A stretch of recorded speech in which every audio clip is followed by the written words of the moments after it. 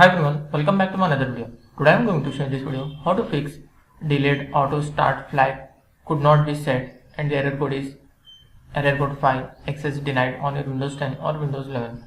So before going to start the video, if you are not subscribed my channel, please subscribe. So let's start the video. Guys, if you are facing the issue delayed auto flag could not be set on your Windows 10 or Windows 11, then I will show you simple method how to do this. What you do, you have to just click on this search menu, then type your registry editor. Click on this registry editor. In this you can see here HK local machine, double click and expand, then find the system folder, expand it. After that you have to find current control set. You can see here current control set, expand, services. After that you have to just scroll down.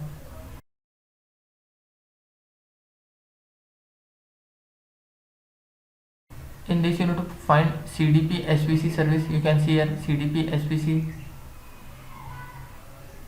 Just single click on that, come to the right side.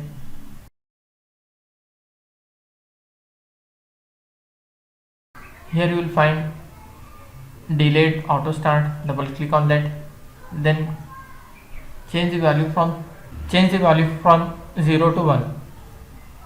Just click OK and close this window and restart your PC.